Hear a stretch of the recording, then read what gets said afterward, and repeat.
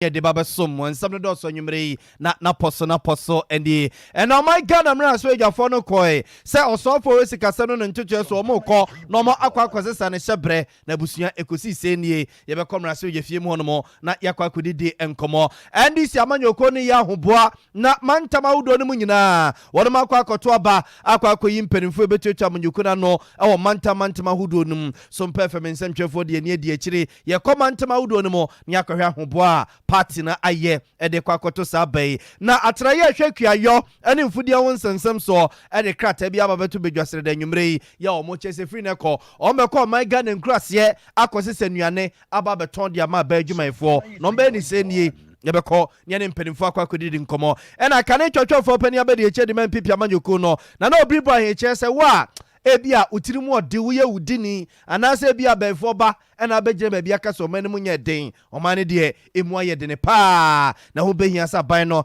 ebe nhihye papa bi dia ma adehye no abosua wani afofro pi ene akekese ene se kase ba bia wo bia no anwumre ye ba na ye de aba besomo ye ka mo se kase free Sompa 93.1 FM so no ebebo mfumpa na twa pesa dada no ho akwakofa Sompa 98.9 FM so osunya ene ne mpotamu Sompa 98.9 FM so osunya ene ne mpotamu wadwenche no nsusu ensema ye boboso yi obetimi dia aba beka ho we social media platforms awudo ni nyina so uko Facebook wa so de Canada ho no ma ye da se emu akwaba afa na nam kwa mu kwa Sompa 93.1 FM Sompa 93.1 FM na uko YouTube wa Sompa TV Ghana Sompa TV Ghana wadwenche no nsusu ode bia bia odom a yeguso a ye beka se ne mamu no ye bekenkan ede amamo medine sign na ya obo amali bia boga abusianfo yenye brena afa nsam na mobro twu yenkoni nkututu na srene abasa emfa emamo Sompa FM.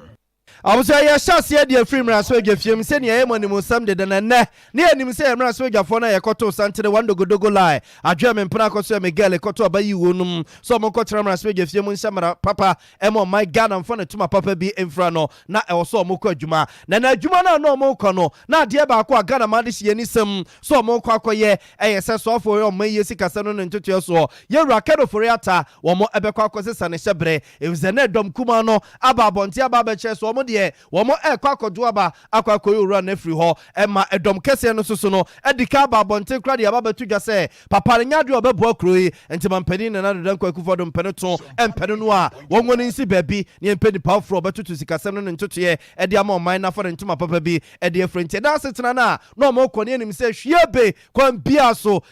nunsia mode na kese papa ne hyebre asesa na enamra mo tenase a Speaker of Parliament Papa Alban Kenso Osman Baben watwe ne se pese beto no wene so yo mo sha se so mudidi nkomo no a mraswe gani o mraswe gefie ma dehye a o mo tamle south abato mpese so onabo hari na Idrisu eno koku kura 7 baye eno ka kire speaker ne ento mu fi se yewura kanofore ata wo mu akroyi na sikasa no ntotoye wontimi hwe so a ama bibia boa ye den o man ni mu tena ye den ama dehye ka ena ye kam kaos a wo man ni mo no bobo ne nsam so wie ye no abusuafo ye nkwae na ye nkotie se ne owura kanofore ata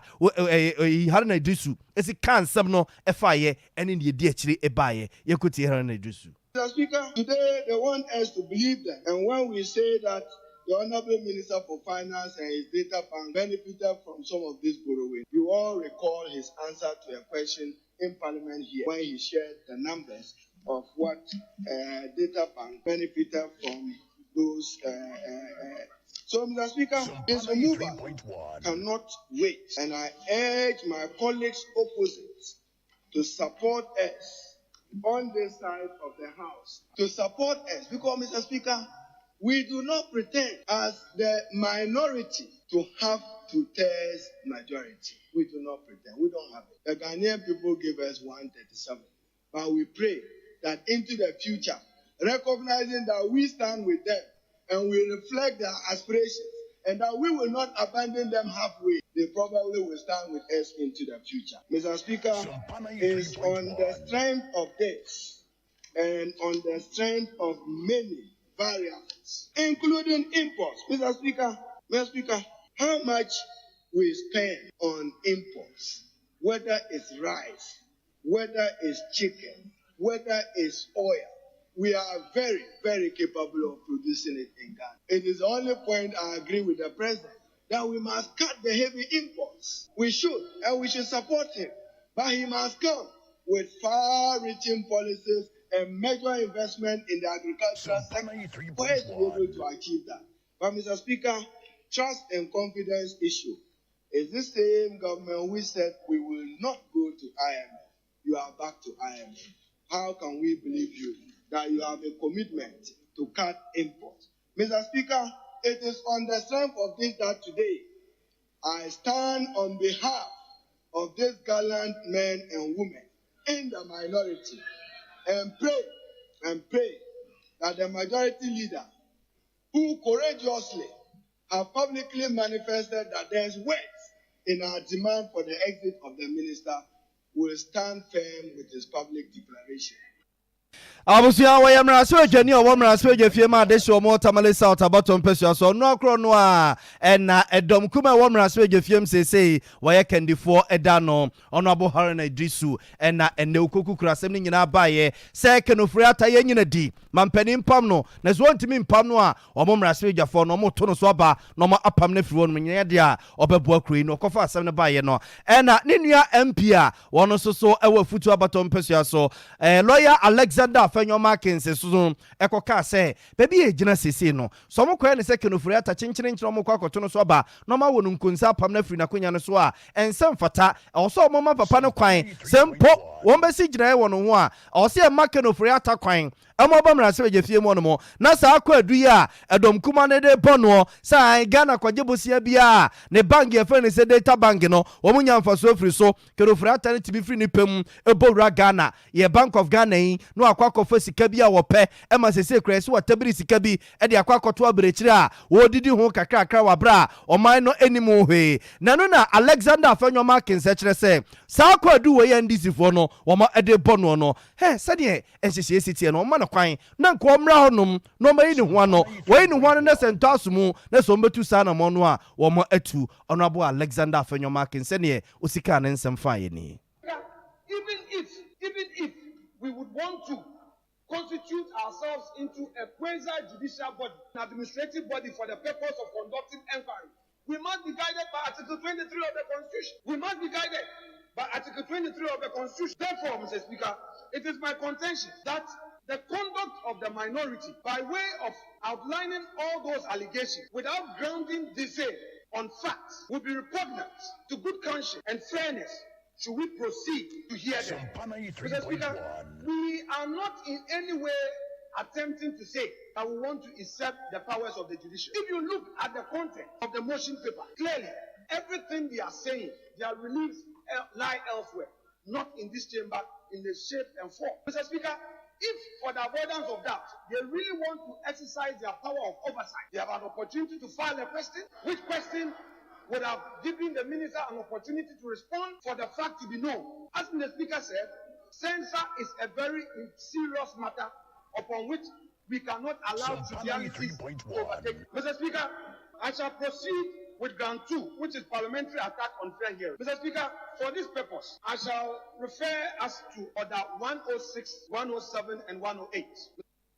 Abusia no so yamra so adwani o womra so agefie ma de so mo afutu abaton pesua so mfimfi mantemo lawyer Alexander Fanyoma Kense ne yete ne nka no ono akona sa so ye penimpa be de yekira edom kese no da wuma no ne manso a wo mo twe ne mra so agefie mo no ne nya asem ketoa edu ba bi aso asem mra so adwani honorable Muhammad Muntaka Timika na speaker of parliament abemo se da bi a wo kika ko ne asa wo kaseti ame wudi matem twesa ne pama chwansa na sebema kwa mo ato aso a wato aso o na no so mo de akwa kogu na kletu savoka bam was speaker da bi Mrs. Macha parliament a ba bi ade no de kika ko no me na onya adwene so kenka mamra ni nche mane mamra constitution no ene mpo parliament se ne fa so edi adwuma fa no a ne wo kan de me na onya adwene speaker about da bi oso an kan nye se wo kan na wusua ade na wote ase a enka on kan de wo kan o na chairman sabon so no ade ne de aba be umte de manso o ma twe no parliament ho no mo enya asem keto na so ne nyina mu no edom kese no eye nsem twefo nhemu ma lawyer Alexander Fanyoma Kense eja ne domanim echeche nsemu e de chensem twefo are facing criminal trial. I believe that it is their legitimate expectation. They are given fair trial and they are heard instead of simply appearing before a court and the judge acting ultra virus of the court. So we approached our issue on grounds of procedure, fair trial. And we are happy that after the beautiful discourse, the nature of which established democracies have practiced over the years, a committee has been constituted to enact the rule of procedure and determine issues of evidence which would form a prima facie ground for a report for the plenum. And for the purpose of further elucidation, you know that in the United States Constitution, there is a provision on bills of impeachment. A bill of impeachment basically similar to our censure or removal of somebody in public office. They have an enactment, a procedure for carrying out that exercise. Like Mr. Speaker said, this is a novelty. Although in the Constitution, Article 82, the provision is there. But we can, yes, you of Fonsa,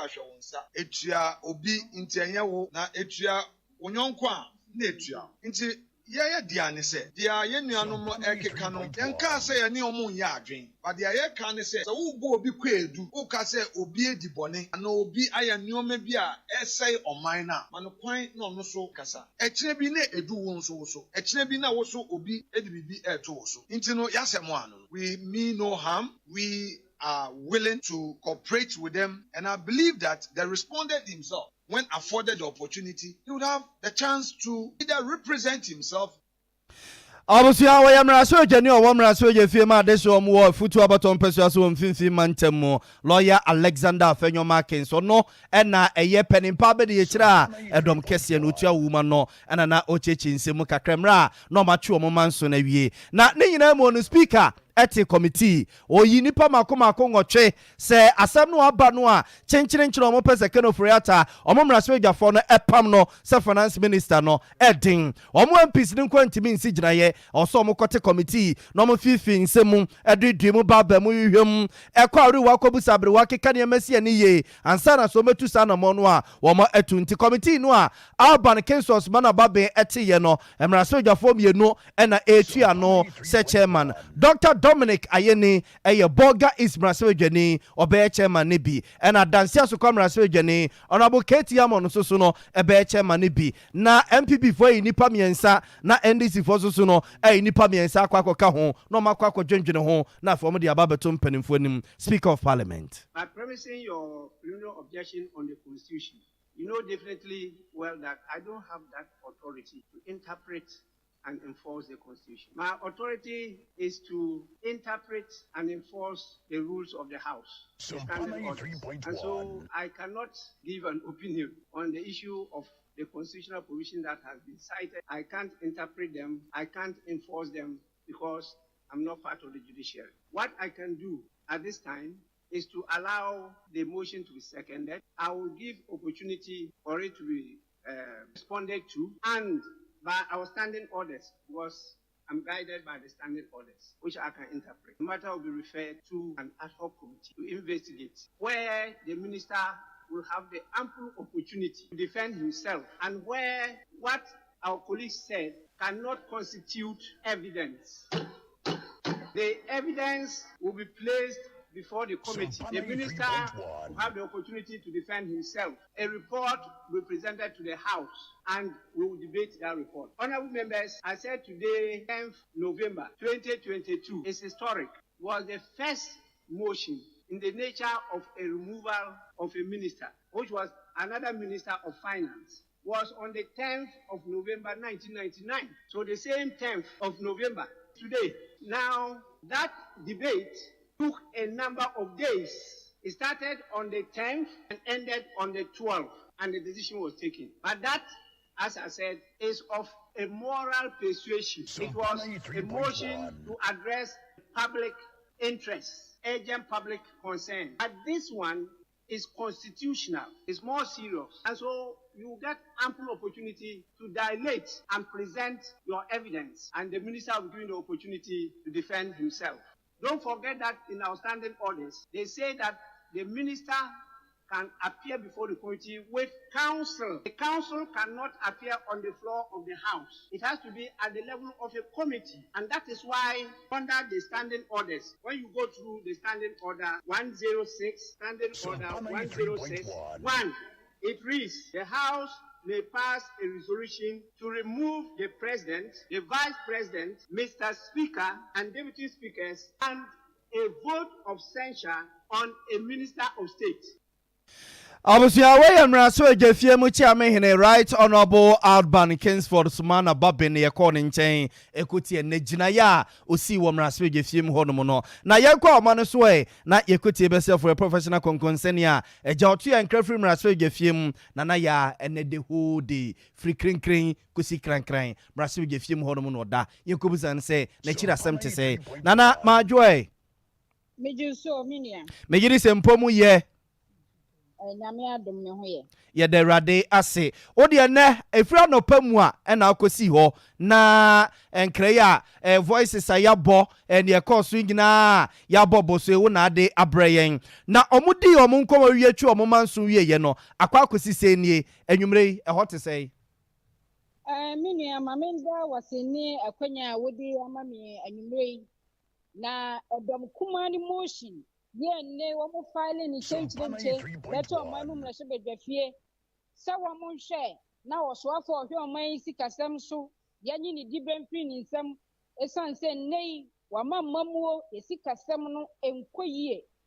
na menua ebra minority leader ononyamfo Harry na Idrisu ogina simpie na paso wo manmu mrashe bedwafie no move motion no wadi to mrashe bedwananim se womu edom kuma no womu gina niam maako ensonso ana omo pese wo so afọ hwe oman sikasem so de pamo no gini dibre fi ni nsam esanse nei wa ma oman sikasem atete apansam ahokyira beto timamufo so eniama boa ye den enkrofo ho kyerem ti wonsam fata na wasade ade sede mpoto edom kase nanim se esanse nei osoafo no ye betimi ade ni dibre fi ni nsam a womu here to third of MPs intino eka majority no nyina me support no mendu womu nyina form sanction krata ase na fe de oswafo no yenkukuru efie wura kakraka ba ko pamfanso ano na wonfa nko na fe yenhwe third of my sikasem po na edi yanimu sen ye betimi atoto ye niama afa na meni abra wo mu bi motion ni wie ye no deputy majority leader ononyamfo Alexander Afenyomakin raise objection ete speaker say esanse enei motion no kwadubo wom ntino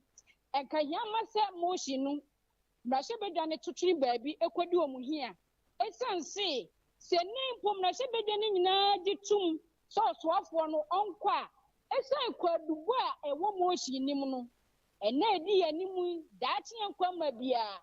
Ghana ni bia wo ho kwan se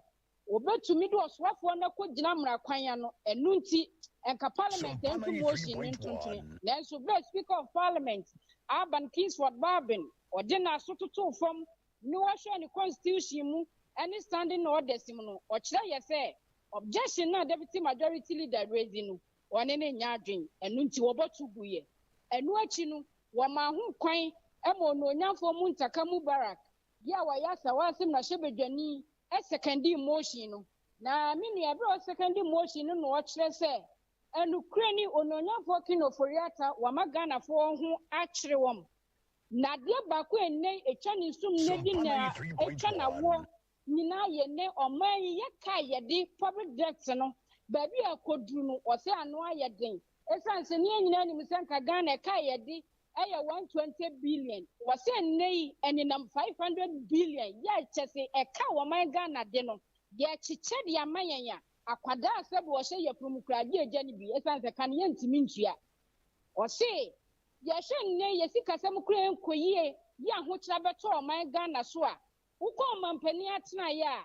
adwumayefo ananka wo ho na ye 300 na so esanse oswafo ohwe o man sikasem so wonwe ye ho wone na aban empepren ya yekase ukopem o mampani atena ya adwumayefo a ewo ho nko a eye 995 ya wo sususi enum nyina no e de oka ene niam amfaso ni so ena ebeto o man Ghana so enunti oswafo no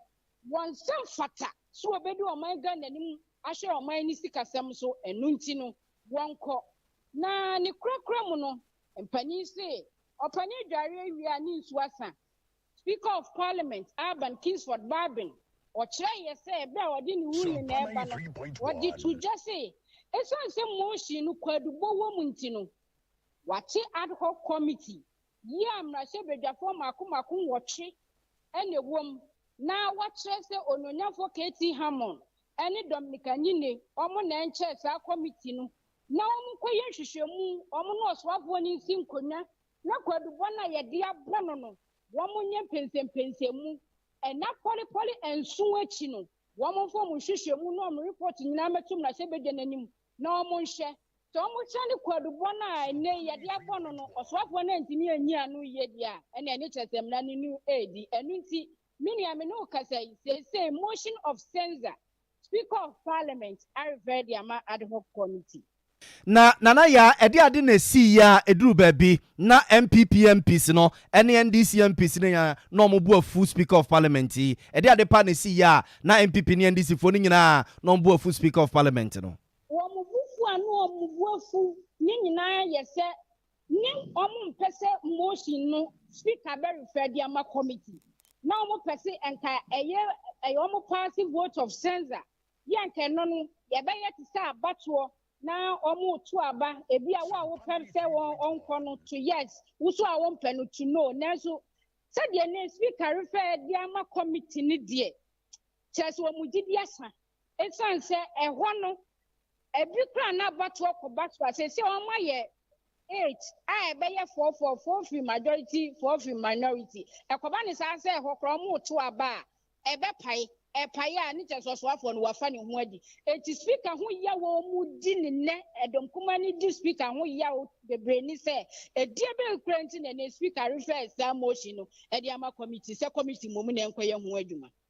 Nana yada sepa ne wa mane hwehwam a wode abra Nyankopɔn hyire atese nsuo eto won krapa nti ya no ahwe ho so yi ede amayen abusua we ekotie bese for professional konkonseni a oto ya nkra de free mraspe dwafiem e won krapompene mantem nana ya ene ye kɔ ne nkyɛn a wato ye nkra no nti ne manso a ye mraspe dwafo no kɔtwe ye e wo kenofuri ata ho ene wato ye mu nkra ne yenkɔ oma no so na ye ne Dr. Atiku enkodi enkomo wo ye obi a wabene ewo amanyosemu osaso kire ho ade ewo University of Ghana Legon yenkobisa ne se enane ye course wo parliament no odnani die kire na odnani die kire a se duru baabi na MPP MPs bu afu na NDC MPs so no wo mo bu afu speaker yi ye beka ne se be ye nie doc oti enka anwumre ye mo adwo e mo akwaba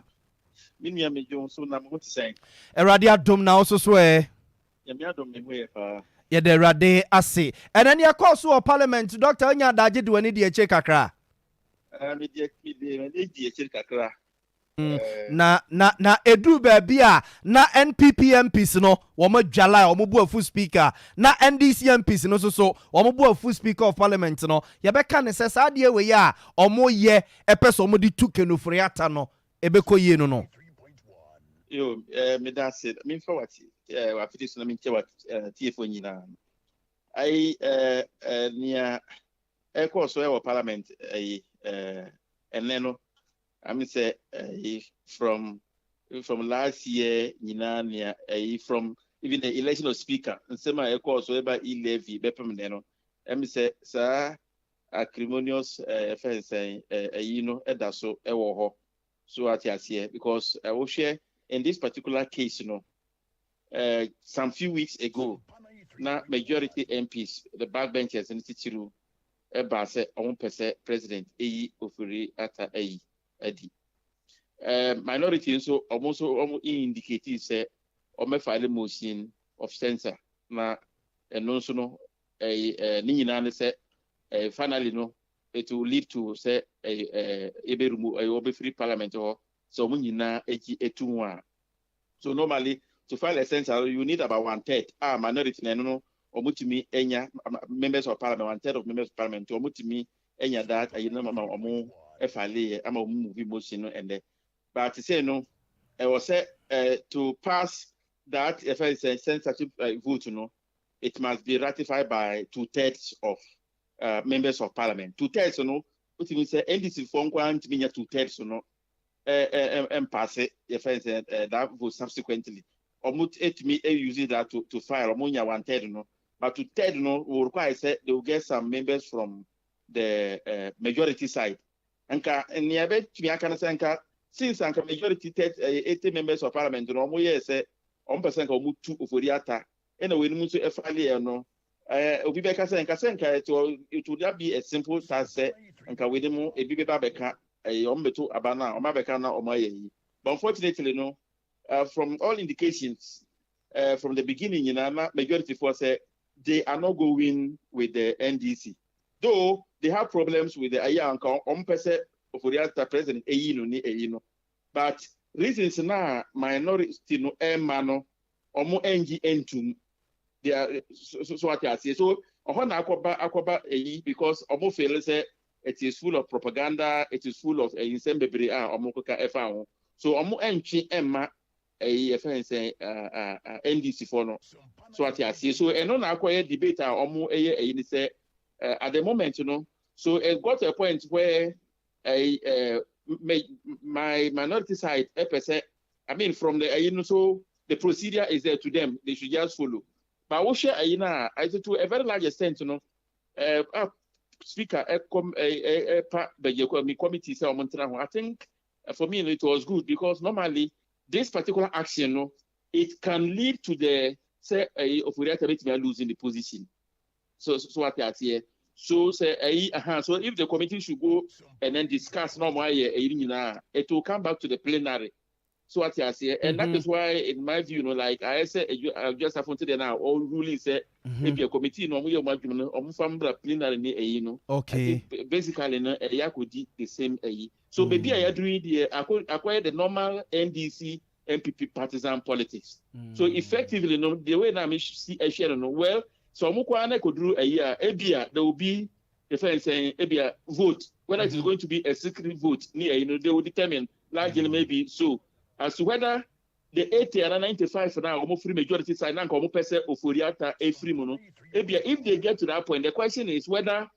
those majority side will some of them, if it is going to be a secret vote, will some of them vote on the side of the minority?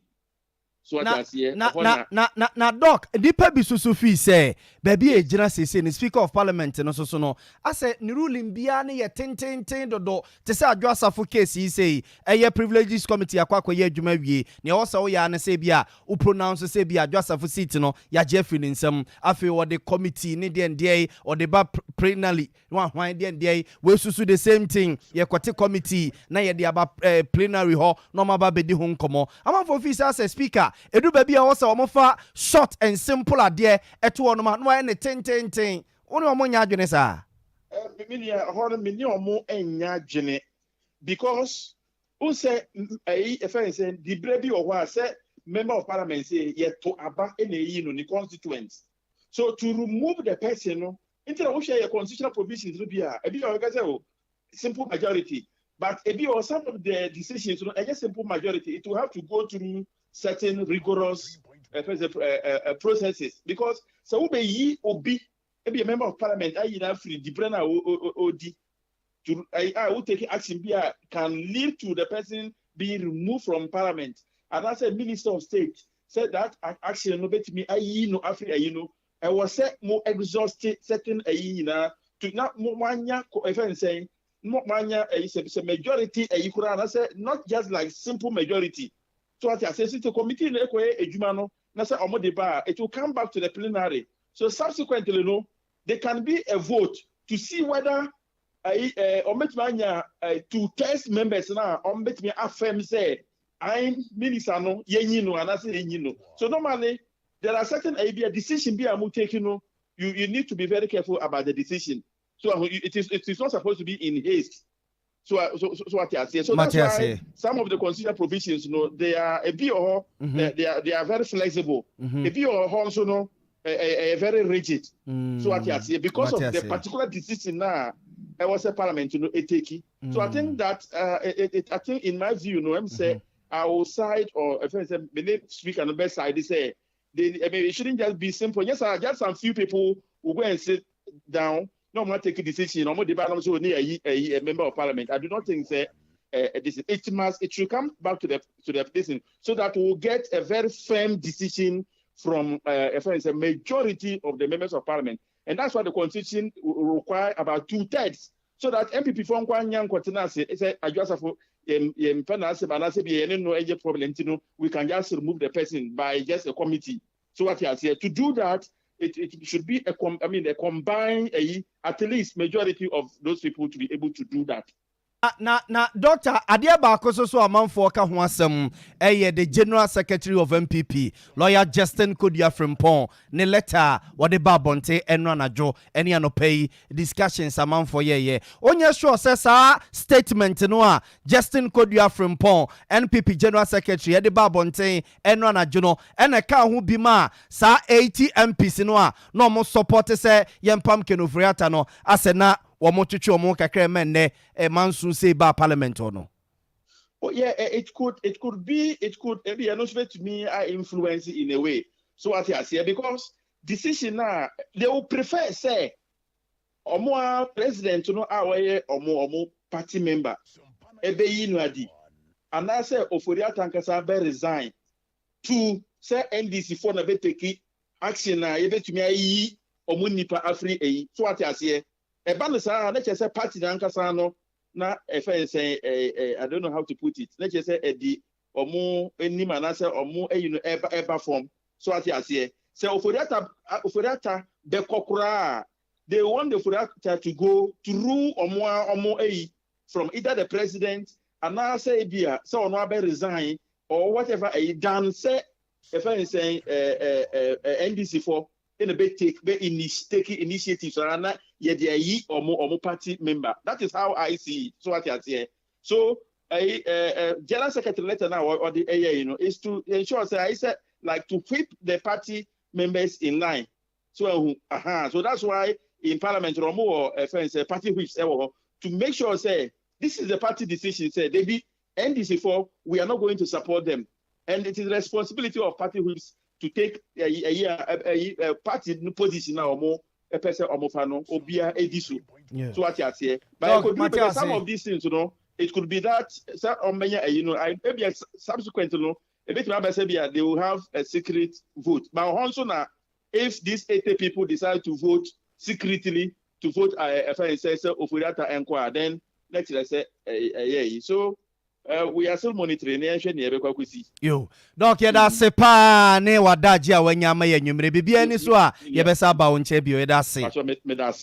I was for way Dr. Atiku ne na kwakodi nkomo no ye chechefo a wo cha de wo University of Ghana Legon e bana manyosem muso so a wo nyansabo akwa wo ho ene na kwakodi nkomo ne yekoso o mrase je fiem na no wo cheche nsemu kakra ewo eho no abusia safe no abeka enwa ye ka wo se Sompa 93.1 FM enwumre no nsia ekase na nsam no ba bia wo bia no yegusu ede ma style bia bia no sa wo tie ka osunyane ne nkwado a Sompa 98.9 FM Sompa 98.9 FM wadwenkyere eno nsusu obetimi dia ba wa bra wo kan ho we social media ya platforms ahodo ne nyina so oko Facebook wa Sompa 93.1 FM Sompa 93.1 FM na uko YouTube wa Sompa TV Ghana abusia yento akase no so mamwe na ja mfamo enkonsem fufromo na chochofo pene di mo so no kokokwa mpipi amanyuko no lawyer Justin Kodua Frimpong ena no pay oni o manhene ya dubu ache di nkomo ade ache bia dwumadie so Sompa TV ne Sompa FM so wote ho de akere ne se omo kra de o ma start o mo ye adwuma bi wono ma hyase kra de dada ene se obi bia mampani na nado dan kwa kufa do chima PSA be ma boda won ma wadwuma wo na ba mu no wono ma hyase a omo di omo ni coach wi so omo ne ti asantamu ene o ma fe ne pepe se jare bob no a omo adidi wadwuma achi so wadwuma ye nsani a January boaba ho ne ko ene ya ya ne se o ye minister so ye so afa be de yechire so ye CEO so ye DC so wadwuma nsani a efri ne ekosi January no o makeka nkrata asia ni wi a eda mampani ani mo hwani mu se January ko mampani be yi wadie ni apeni powerful ede akwakosi wanamu ya party na no ye when you say no assessment of our ministers, our CEOs, of our MMDCs. Time me yebo ko 2023 no. Ye show omo asrafo a ometima be boye ama amemu na koso. E go bit won na djuma o ye se o ye MMDC ni, so ye CEO, so ye minister. Then the djuma na nkoso. Dey be aba party na. E se ma party forecast, e se ma Ghana forecast. O man ye do dey bi amafo do medjuma beto. Ye be hwese be bo amafo a se bi omo tie Mana Sekofua, more Badaye, and Kofua, how a Ghana for Kumuno, almost solution, and more with my boy, I may have managed Maconin. And if your mind you do, in a second to better make up. On my penny, I away, but not as a part you are, assessment of his appointees. I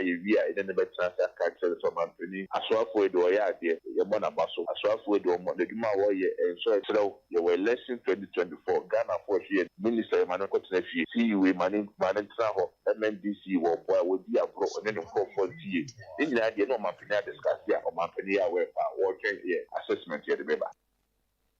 Obviously, we are church for penny the more Sunuko Pipi Amanyukuno, lawyer Justin Kodia from Pon, and Nana Utia, some performance center for Nasu, so much as your cry. Sedmu, Omiya Yache, Yankata, Semin Adam and Penny, and another Danko Kufodo anymore. New Year, Nimu, and you obey action, pa, one more Juman Seni, obey you on the Munyanedi. Nabusianing in Amuno, and some performance center for Momanitia, send some Nebasa, no Kakubunkum, no Akaku Nifakakra, and Nuntine Kane church for penny abedi echira, Emma. MPP Amanyuko no na no bribwa hin lawyer abronye some performance mchefo ne kodi nkomo kobusa ne say ne yakọ so parliament yi ene ne general secretary wono so oken ene na hokyira Ghana ma de hye yefamu no obua ne say ne wo che say bebi o man Ghana gina ene ya hokyira enamu no agise bia baifo ba ena abeka so mayi adehye wom ye ho nkyere yen anase bia wudini ya wutiri mu odene ena abeka sa asem no ahokyere de ye nam bibum pa na bra so se mampani na nado dan kwaku fodo keka no kakra we nyanya atwemsam on keka no kakra na eniema etoto yi mo mayi nam 40 50 say na 89 so many abedu say around Sompa no abedu 90 abedu kan kwantam 92 actually because Nema better no boa. And Nema better prices of items are going higher and higher. Here be bringing. Nema akuko kwa ma celebrating na akuko fufuru.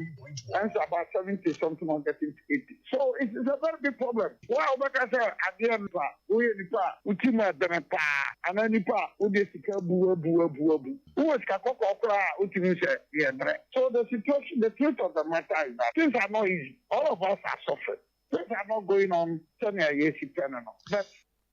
Abusia we kane chocho for penny abedi eche de mo sunu kogu kwa MPP Amanyuko no lawyer na no bribu ahen ena na ono so chesa je befo banko a ena abeka se niema koye niema nkoye asetina mu odene so se woni ye kasa no kra no okwakoto cement na akosunya na wo cement ya ene nam 89 Ghana cedis ne 87 num na ne okọ Sompa kokko a ene degedege num hodi abeto ni se ni nto hunu se be bia niema keka konde se aba ne keka no kakra enka ebeboa pa yanto so ne mfam mfiri osunu koroko NPP Amanyuko na tena ye ne mfam nko NDC Amanyuko no so wo mo atena ye mama ne tua se NDC Amanyuko ne he jobojo eyezu eyeza ide bi keke NDC Amanyuko no elezu omubutu amiam ya echira fie na de che memene na de che kwasi ada so de wono mo ekwa akoto aba manta wudo num no ma yi akandifo a wo mo ebejeje Amanyuko nanim edi Amanyuko nanim se beye na Amanyuko no be fa ne ntuma papa bi afra amiam atoto niema amankurim di omo hye nimu so omo nsa beka ne 2024 no omo ensaka mama ne tuasa Amanyuko awudo ne nyina ya hoboa MPP Amanyuko di omo di akwakugu party nkumankuma no soso no ekeka wo mu ho a na abato no a eba so no na some performance mchefo pensmedu katare mrante yese yantinsimu ai ne anko manta awudo num ne anko bisa hoboa wo ma ye eno nti ye ko bono sunyane ne mpotamo operi ohwe abato wo nsensem so de mind dis Amanyuko no Richard Blay oni anuanom Sompa 98.9 FM edin komo HS ahobade o ma yewie odonfo ye adom akina fie sei omo kwa kotoba akoyi youth organizer ene women's organizer mu wie no a memenda na ne aka ne nyina o mato eno soso aba the elections no in China, it's now that is a 11 of November. I mean, at the China, it's now about a youth and youth wing and a woman wing elections. That's it now. Our keep it out. Now, it's not about one. So, youth may Umaweng elections now. Oba youth now, you were 47 delegates, and a bit never talk about Nipa, May youth near Nipa, another deputy youth organizer, Nipa, any. And the total delegates on the Trabama, Sanko, only 47. Now, I'll kick your house. But Oba, Umaweng in the Swa, your total delegates in 35. And so that main, May more organizers or Mugans or many family, and now, maybe people on Nipa and now. And I'm saying a contest, elections, as a committee of the May elections, once they have event 9 o'clock, I don't have to because the security matters also principles until by 9 o'clock the event will start. Now, I'm saying panel nonsense, actually, I said there was a 12, when at least in the Accra, and I started to be actually by 2 because the panel north, what I any identity card card because a woman be a no bar, if it just because it's your abo, I think would you also anybody out. Abusuancho Penny Richard Blaine ehwe abato won sensem so Mendes amanyuku no obono mantem no ne enuanom Sompa 98.9 FM fo ne dim koma na ochechi nsem de kire omo sentoto ye de oma ayeni nyina si yakopon ya adoma kine fie sei omo kotoba ayi youth organizer ene women's organizer omo wie ya na de che memene da na ne aka no so omo ba afri honum na ke so ma yewura no mo a omo betuatua amanyuku na no mantem no ma ye hyehyeye ama mantem na fa no ntoma papa afra na busu oba asante mantem ase ya tete ene se Cotton Junction be unity. Cotton Junction be a unity asantema say NDC elections no a wo mo ebekwa akoye no yentete ne say ye Cotton Junction be unity wom ema NDC supporters bi a wo mo benchia south chese abato a wo so mo tinu mpesua no so no mpanifo de kokwasa ene alaikam so a mana say eti so man to ma ba no a wo mo makwan ema region so no abato no enkoso enti yentete ne say lawyer Ivan Samankwa ya wo no ene head NDC legal team e wa Santema say any NDC lawyers ya omo Santema say ne omo eko court a na komo wom say omo gidi wa rehemu say court betie omo cheopa ne omo desre na ka court ama kwan ama eye abato na koso nanso yatiti se yekeka konde wan hwe ya na bibi aye bibi nti yewese yebenya lawyer Ivan Samankwa ye frɛ no a nanso evi du baby no ko wait nom ne no mobile phone you have dialed is out of coverage Nigeria ne ade nyina ebabam nti abusu ya wo be lawyer Ivan Samankwa no wayi na sutire se ye pusi na homa no no mfama yen na yehunu elections no court injunction na yetete ye say na akwa kosi omo court no ekosi say ene na nakosi num mumpincho omo mayen na ye no munim komo ne hu ne akwa kosi pa ye to aso na yakọ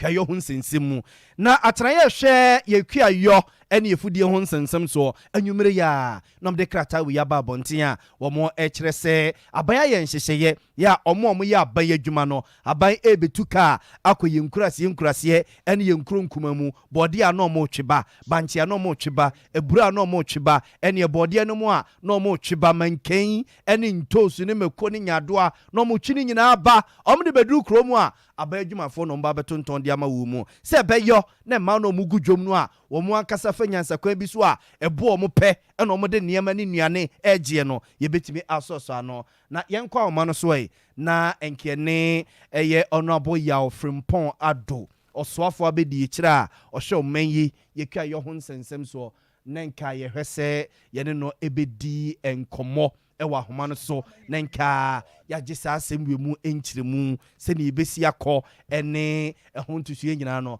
nenka ye hwese ye ne honorable ya frimpon ado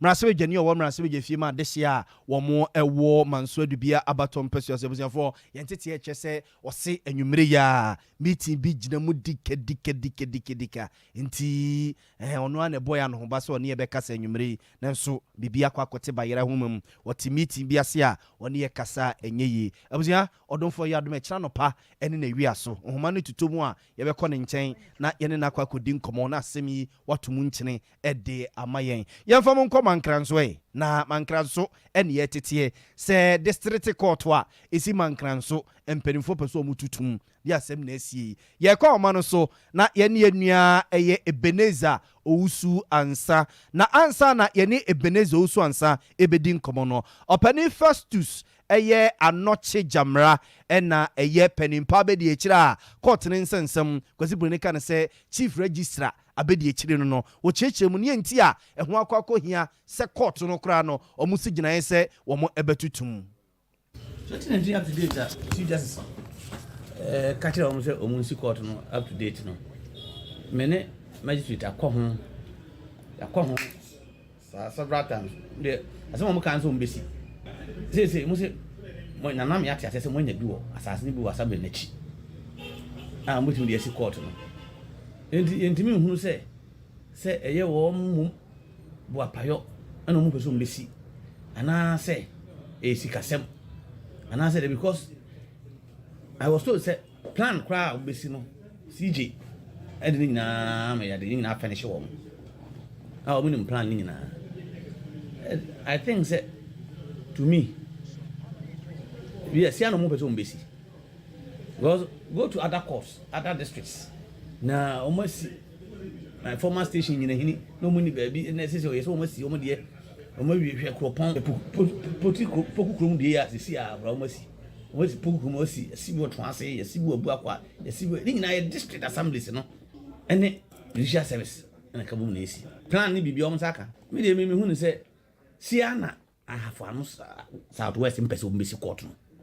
That is Southwest. I mean, even when I see no more Peso Basic Court, I can surprise you by own to my women court. Because the children now go for your so. A child, you do watch back of it. Magistrate, so I capture. I don't know. And you should watch him. A lot will be at me call. Look at and don't or 10 chambers and don't or to court room. Don't sometimes we got to spray and spray animal. Look at my office. Shall buy someone to my area. And if they are time as soon as you better transfer me. I said 4 years. 4 years, 5 years, you better transfer me. I transfer me. Almost court now. I have one Southwest for there. And you may come down to and his own Bessia. Almost in Sudia. District no more. Abusua ntibanka nso wo mo court to dine abrative no so no be hwade ye na se we di decent tontombere mu ya dise ene anka mo tre aduana ase anka beboa mo na dan we di ese nye dan we di enye na yenu Ebeneza usu wansa ene butu ono mo to ye nkraba eye studio saye ne nkodi nkomo Eben Libya woga boy nkomo ti court no eni anase bia fufuro bi si akire Libya woga no ni asama wabusa chese asam no ekra na jemensam na we dia ebe mi hunu fufuro na me ka se bia day nursery bi ne day care bi o dani hobby me ka se me ko afia ko bi ne dani wo se ya na netie am ka se dani hobby Libya boga court dina nkasa ne sa edifice na wo hu no blue and white ya na de tuatua ho yi eno apepepe dani omo yi kunya no nkosi adua mango dua na se dani omu ni asem no wo prekwen se no ye medase Libya boga se etiefo omu tie sompa ebehwe no wo mu ahweni ya court den ensi baabia o esi mankranso finfini pepepepepe na baabi poti esi no ebe police station ena bie mu so no esa ben district assembly ena bie mu so esa ben school a ewo mankranso a eye DA primary school no eno so ewo ho a pepepe na ekwan kese a edamu free people so etwa mu kɔ ahafo region no ɛhɔ ɛna saa kwan kɛse no so yɛ den ɛda kyese kasa kɛse a ɛbɛsi na twa mu akɔ nyinaa no ɛhɔ ne nam hɔ na reho sɛ ba akokura wɔ mu susu ne sɛ sunya kwantempɔn no atete apansɛm ayɛ sɛ kontebenti ɛkwan no susu no asi ama ɔmanfoɔ bi mu a wɔn so bɛsi na twa mu kɔ sunya ne nyinaa no ɛyɛ adeɛ sɛ wɔn mu bɛfa saa friends sɛ court dan animu pɛpɛɛpɛ ɛna kɔte si mu sunya kwan mu no mu susu de wɔn ani akyerɛ sunya ne a wɔn susu ɛde wɔn cars nso fa hɔ na wabra ne ne Mr Festus anɔkye edi nkɔmɔ no wɔsi adeɛ baako a ɛti ne nsu no mu paa a kyerɛ sɛ wadwene ho a wɔte ase a enye yie ɛyɛ saa abobo yaa na afei nso pragia a ɛwɔ mpɔtam ha sei no wabra court atena se edi asɛm no ɛhɔ na abɛte pipim ɛhɔ ɛna abɛte saa sound a kyerɛ sɛ case saa pragia ne abobo yaa yi eyi mmaa kyerɛ sɛ akɔkɔ yɛ ahometesɛm kɛseɛ paa enu akyi no wɔsi nkasa emewe nyina ɛkɔ so koraa no nkan ha wɔ mu bia pɔte a wɔmbetimi egu nsuo ɛna bia pɔte nso so wɔmbetimi akɔgye wɔn na ɛna kɔɔto adwumayɛfo wɔn wɔ hɔ no wɔmbetimi akɔgu nsuo na wɔmagye wɔn anan no nso so no ebi ni hɔ bia baabi baako ɛwɔ hɔ ɛwɔ ɛyɛ magistrate office ɛhɔ ɛna bi wa wɔn nyinaa no wɔn ntumi nkɔ so ɛnam magistrate a wɔyi so saa bea na ɛnti no wɔn nyinaa ntumi nkɔ so eti sɛ wɔyɛ mo ha o na yɛ court dwumani wɔ mankran so a wɔsɛ wɔfa akɛtɛ na wokɔ fie anaasɛ wokɔ public toilet so ɛno kɔ yɛ awerɛhosɛm kɛseɛ ɛde ma wɔ mu ɛna saa kɔɔto wɔ korɔ no nso so no sɛ woba bɛpie mu wɔ hɔ no a ɛhɔ no ɛda hɔ a ɛyɛ petee mu nti no ɔmanfoɔ binom a ɔmu twa mu ɛwɔ kɔɔto dan no ho no sɛ ɛdu anwummerɛ sei no a wobɛkɔ na ebi mu gyinagyina hɔ akyɛ sɛ wɔ mu gu nsuo ebi mu nso so gyina akyiri akyɛ sɛ wɔ mu nso so ɛtwa ɔmu to akyɛ sɛ ɛnyɛ asɛm ketewa akɔakɔyɛ ahometesɛm de ama ɔmu ɛno na aka ho bi ama ntontom paa na sɛ wotie wabra na yɛ ne ɔnumunyafo first so wobɔ nkɔmɔ no a na sɛ biribi gye paw no a satam no na yɛ ntontom a wɔn nso so aba bɛwura dɛm hɔ a wabra yɛ kasa ne nyinaa no na ntontumi atumi aba bɛwura hɔ a wɔn awie ɔmanfo bi mu wɔ ɛno nti na papa no ɛyɛ paw akyɛ sɛ ɔpampam ntontom na anokwasɛ bɔ Olivia Boga mene ne kasa yɛ interview na no papa ne ma ne nsa so a mapampam paw adan a ntontom bi ababa besi mitirim akyɛ sɛ akɔkɔyɛ ahometesɛm ɛde ama wɔn ankasa mu akɔkɔyɛ nimguase wabra wɔn yi edi nkɔmɔ wɔ hɔ no ntontom no bi atumi aba besi mitirim hɔ a wɔtumi bɔ mitirim ho na kyɛ sɛ akɔkɔyɛ ahometesɛm ɛde ama no ɛno nti ɛna ma saa abram no ka sɛ ɔkyerɛ sɛ ankwankwankɔhwɛ na mpanimfoɔ ama amehwɛ a sisi am no ka sɛ no kɔɔto no deɛ kea ne ke wɔ so ɔmutum sɛdeɛ ɛbɛyɛ a ɛbɛma atɛntene ne pa ɛbɛtumi akɔ so na sɛ kɔɔto di asɛm a wɔn ntumi nya asomdwe kura ɛni kɔ asɛm no yie na san sɛ ɛnam dede dodoɔ a ɛkɔ so hɔ no ɛwɔ sɛ magistrate tumi ɛtena ase dii na dede no tumi bra se ansa na wɔn atumi atoa so ayɛ dɛ ɛdi asɛm no nti ɛno nyinaa yɛ adeɛ a ɛha wɔn pɛɛ yi a aka ho bi ama sisi ameno kasa no wɔn kyerɛm sɛ ɛyɛ adeɛ sɛ kɔɔto dan no wɔsɔ ɔmu tu mu mprempren asɛ dɛ bɛyɛ a ɔmanfoɔ binom a ɔmu wɔ hɔ ɛne mpanimfoɔ ɔmu wɔ ha sei no ɛbɛtumi aba wɔ mu mmoa no ɔmɛtumi abɛsi kɔɔto foforɔ de ama ɔmu sɛnɛ bɛyɛ a asɛm nie ɛbɛtumi akɔ so ɛwɔ mankran so ne ne mpɔtam ase na eben ɛyɛ a kɔɔto yi wɔn nya asɛm di paa manfoɔ yɛ bɔne mi yɛde wɔn ba hɔ bɛdi wɔn asɛm deɛ Libya Boga, kɔɔto no yɛ adeɛ sɛ wɔn mu nya nsɛm pa kyɛ sɛ ɛnyɛ asɛm kuta sɛ wohwɛ ahafoano south ha sei na ɛno ne the only district court a ɛwɔ ha sei ɛna wohwɛ south east hɔ no nso so a kɔɔto foforɔ a yɛsi no hɔ no wɔn nya nwie nti saa ɛpɔ mu hɔ nyinaa ɛkɔ katepa no wɔn tumi de nsɛm firi hɔ ba ɛbɛdi no mankran so a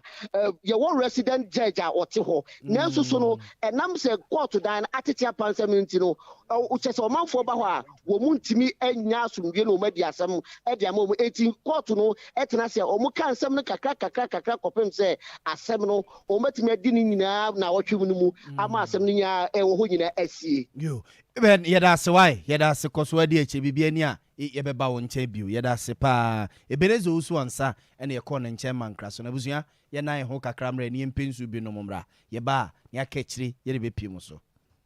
Ye ofakwaku medase one family clinic ho a mekɔ ya mama hu sɛ ani da so ho mo obi bia o yare bia bia na wonya nhia wo gyefo ɛnɛ wiase nyina hu adwuma papa one family clinic ɛba no honam yawo die yesisie wo to ase wo nan yesi fam sɛ ya wo ya ɛwo wo sempane ɛhyehyɛw wo tia fam a na yɛ tofo na yɛ titiriti stroke na achi oni padua ne fa yawo ɛya ma wo sisi achia wachi na yawo ya wo kon wo nyini mro so enso nante ya yɛ den ade sɛ wo kuta poma na wonim sɛ yade akwankro etimi de yawo ba yɛ nipaduam bi wo nso a na ba bia yawo no wo no enya ho kra na yade ne wo enti hyɛ ne nso sɛ yawo ne ba e ma otrimu nkoto aduro no ma ne ngin nsɛm ansa firi sɛ wonnim yade kra e de saa yawo yaba ne nyina na one family clinic wo hu nimdeɛ ya wo mbɛhwehwɛ hunu ba bia yawo ne firi sɛ yɛ ntinimu honam mu ana wo nkasa yi mu wo de abibidro nimdeɛ ɛne yaresa kwaya hodo pii na ɛboa na yade bia aka de ɛyɛ kokokra wo yɛ lab scan massage ɛne home care si ɛba ofi abɛhwɛ wo yɛ bema wo mema sɛm yɛ bonus sanso na ɔba wo ma sɛm ɛyɛ bonus mo yɛ adwuma juada kɔpem memne da anopa no wɔtwe kɔpem no nu hwehwɛ ɔmo kyerɛ kwan wɔ Kumasi Patase ɔmo bɛn Brotherman Sport wɔ Estate Junction ne so ha afei ɔmo asimfosu hwefo pra so aguna so adru ɛna mankesim frɛ 0546 686817 call www.onefamilyclinic.com One Family Clinic the pain expert One Family Clinic abusua ne nyinaa yɛ resabea Sompa FM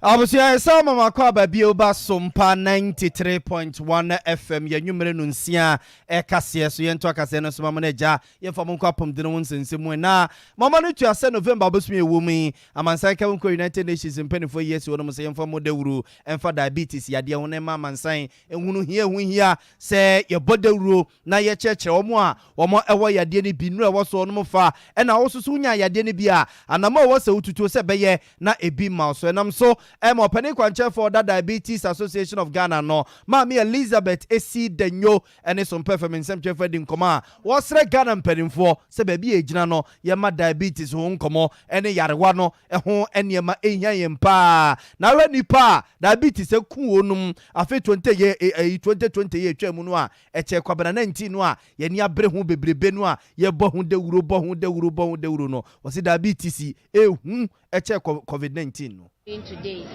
And furthermore, we're sending messages to the government. Diabetes care needs attention. Diabetes needs care is a bit neglected. Diabetes is killing more people. Between 2020 and now, those diabetes have killed are more than those that COVID killed. But now we have COVID funds. There is no guidelines for diabetes management in Ghana. We don't have any plan. So we are appealing to the government. We know we're not asking for too much. If it's possible, where children are more affected in diabetes, elders.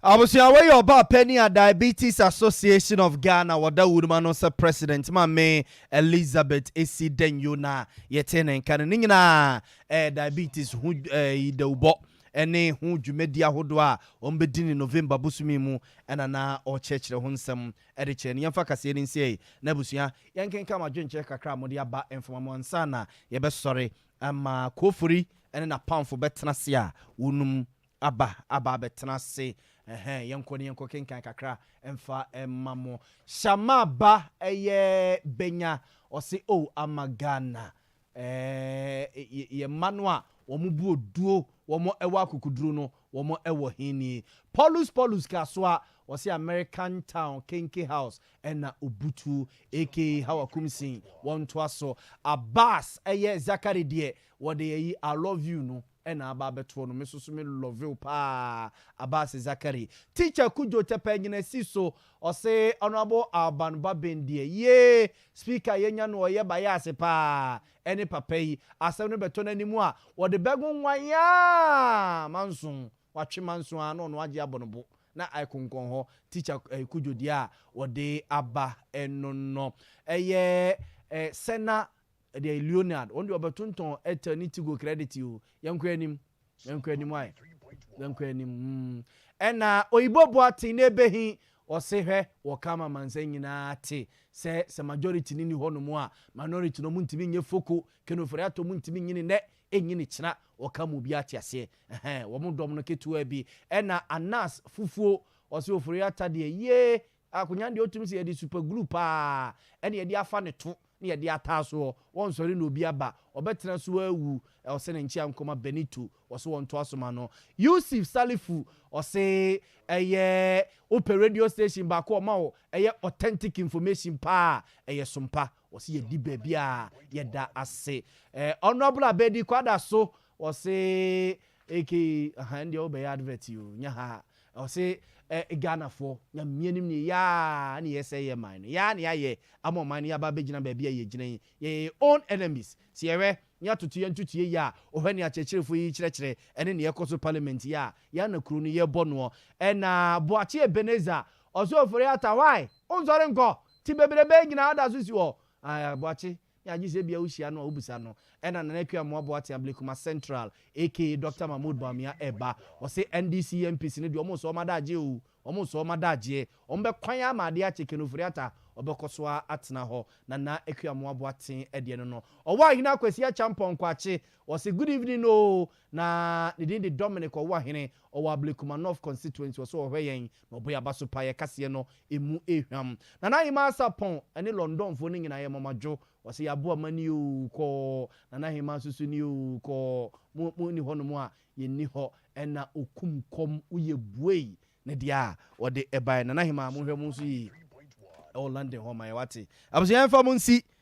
mo nsi abrewa bia ne se ase yɛ ne de no apata ɛna ebubɔ no ma memfa mo nsi ase yi na ɛyɛ kofuri ɛne na pamfo asɛm deɛ mpɛ nipa da ɔma ba bɛtena se na ɛnɛ nsɛm a mode aba bɛdaeɛ no yɛdwudwam na yɛde ho nkɔmmɔ ɛde ama mo na yɛka mo sɛ yɛn papa yɛwɔ fa yɛbi bia kɛtɛkyew mmeranteɛ hene abusua na yiyɔ no ɛyɛ ɔdomfoɔ yɛ adom a ɛnɛ na wɔtwe pɛpɛɛpɛ ɛnɛ na wɔtwe pɛpɛɛpɛ ɛne yɛde kɛtɛkyew mmeranteɛ hene ɛbɛto mpam ɛwɔ asɔkɔre mampɔn yɛde mmeranteɛ hene ɛbɛto mpam ɛwɔ asɔkɔre mampɔn na yiyɔ no atoa so yawada na wia no a na adeɛ kyi ne fiada so a yasa atoa so adeɛ kyi memene da ɛsiane sɛ ɔyɛ memenda kwanhwɛni nti no yɛbɛkɔ yɛde aseda akɔ akɔma awurade ɛfisɛ ɔse adeɛ nyinaa mu no yɛmfa aseda ma no nti adɔfoɔ ɛne yɛgyamfoɔ yi ɔno ankɔ bɛba ɛnɛma yie ɛba yɛyie soso no akɔ akɔyɛ nkogya ade kɛseɛ ɛna sompa ato yɛni no nti yɛto nsa afiri wiase nyinaa sɛ mommɛka yɛ ho na yɛposa yɛni no a ɛmposa mommɛyi ɛma yɛn nti mmeranteɛ hene ɔdomfoɔ yɛ adom a ɛnɛ na wɔtwe pɛpɛɛpɛ ɛwɔ asɔkɔre mampɔn a yɛka no ɛnyɛ mampɔn ayi tafo pankorɔ no ahwia ayi friends ayi ntonso mampɔn asɛm ne yɛka yi wei yɛ yɛayɛ asɔkɔre mampɔn a ɛwɔ baabi a kumaka school no wɔ no n'akyi pɛɛ ɛna ayi no ɛbɛkɔ so why nti mommɛka yɛ ho na sɛneɛ 1 week no moyɛɛyɛ ɛma ɛboro adwene ɛne nteaseɛ soɔ no ɛne na wɔtwe mommɛka yɛ ho na kɛtɛkyew yɛnhyɛ n'animonyam ɛwɔ asɔkɔre mampɔn abɔnten so abusua medin de yɛ aboa malibi aboga anwummere yi aseda nkɔma yɛsɛmufoɔ pani Benedict Asante ɛbɔ asɔre pani ɔno ne sa nsɛm no mu nyinaa ɛde ma yɛn kukuwa Veronica Jando ɛna tena fidie n'akyi ɛkyinkyim fidie no ɛde ma yɛ ɔdɔmfoɔ yɛ adom a ɛkya nɔpa na yɛbɛboa no afiri ɔma yi mu akɔsi amanfo nkuro so yɛbɛsa de aba bɛsom fɛfɛɛfɛ te sɛ ne anwummere yɛyɛ no sɛ deɛ kɔfori so mu na ɛtoa so. This is 93.1